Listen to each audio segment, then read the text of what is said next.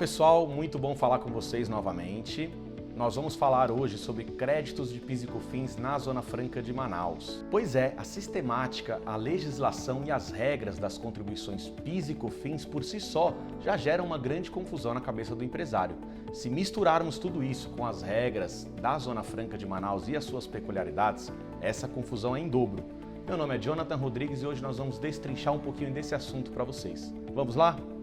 Preliminarmente, para entrarmos nesse assunto, é importante registrar que somente as empresas optantes pelo lucro real têm direito ao creditamento de PIS e COFINS, pois elas estão no regime não cumulativo das contribuições. O regime não cumulativo do PIS e COFINS possibilita com que as empresas tomem crédito de 9,25% sobre todas as aquisições de materiais e insumos que as empresas vão posteriormente utilizar na fabricação dos seus produtos. A intenção dessa sistemática é compensar o que for devido em cada operação com um montante cobrado na etapa anterior, uma espécie de IVA para que o imposto seja cobrado somente sobre o valor agregado.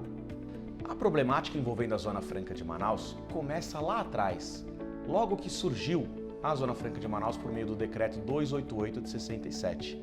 O artigo 4º desse decreto, que instituiu a Zona Franca de Manaus, trouxe em seu regramento que a remessa de mercadorias para a Zona Franca de Manaus deve ter o mesmo tratamento tributário de uma exportação do Brasil para o estrangeiro.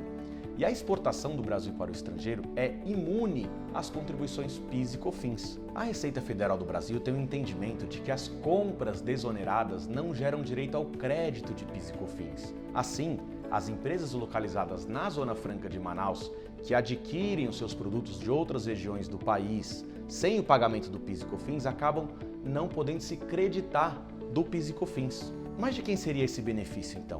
Se considerarmos que essa isenção com alíquota zero do PIS e COFINS, quem deve aplicar é o fornecedor que vende para Manaus, poderemos nos deparar com situações onde esse fornecedor não repassa o desconto para a empresa que está na Zona Franca de Manaus. Aí a empresa que está na Zona Franca de Manaus vai ter pago o valor integral do produto e não vai poder se creditar do PIS e COFINS. Teríamos aqui um caso onde os benefícios da Zona Franca de Manaus estariam, na verdade, prejudicando a empresa que está na Zona Franca de Manaus.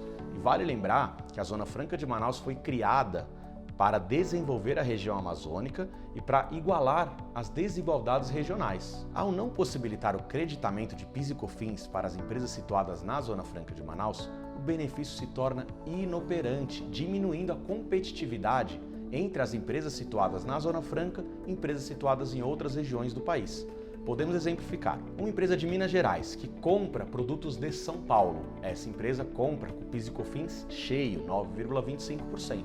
Porém, quando ela vai vender os seus produtos, ela toma crédito de 9,25% também. Então, 9,25% na entrada, 9,25% na saída, um saldo de zero.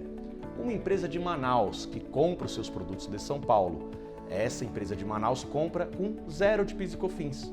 Depois, quando ela vende, ela também vende com zero de PIS e COFINS. Temos também um saldo de zero. Onde está o benefício?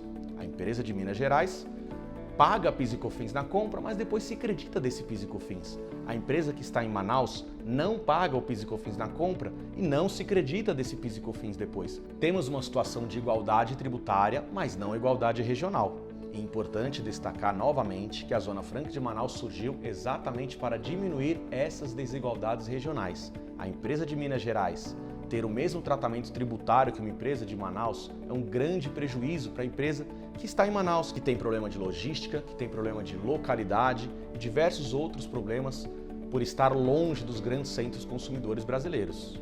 Assim, a nossa conclusão é que as empresas que estão estabelecidas na Zona Franca de Manaus têm sim que tomar os créditos de PIS e COFINS sobre todas as aquisições de insumos que realizam. E não só nós concluímos isso, mas o Judiciário também vem concluindo dessa forma. O STF, por exemplo, em um dos julgamentos que deu sobre a Zona Franca de Manaus, que possibilitou a tomada de crédito do IPI para empresas que compram da Zona Franca de Manaus, nos seus argumentos, trouxe a função social da Zona Franca de Manaus, a função que ela tem na desigualdade regional. Da mesma forma, deve-se possibilitar para as empresas que estão na Zona Franca de Manaus a tomada de crédito de PIS e COFINS para garantir a eficácia do modelo Zona Franca de Manaus e dos benefícios desse modelo. A decisão do STJ possibilitou com que as empresas tomassem crédito de PIS e COFINS, mesmo não havendo pagamento na etapa anterior, desde que a saída fosse tributada. Os ministros que julgaram deram a entender que a saída, tributada ou não tributada, pouco importava também, mas como não era o pedido da ação que estava sendo julgada por eles, acabou não sendo julgado.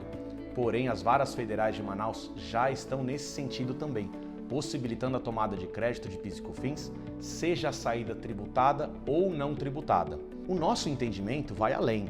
Nós entendemos que as aquisições por meio de importações também deve gerar o direito ao crédito ao PIS e COFINS, ainda que a empresa não pague o PIS importação e a COFINS importação por força dos seus projetos SUFRAMA. Isso porque o Brasil está vinculado a regras e acordos internacionais que equiparam a mercadoria nacional à mercadoria estrangeira para efeitos tributários. Espero que tenham gostado do nosso vídeo, se inscreve no nosso canal, segue a gente nas redes sociais e tem muito conteúdo no nosso site sobre esse assunto. Muito obrigado e até a próxima!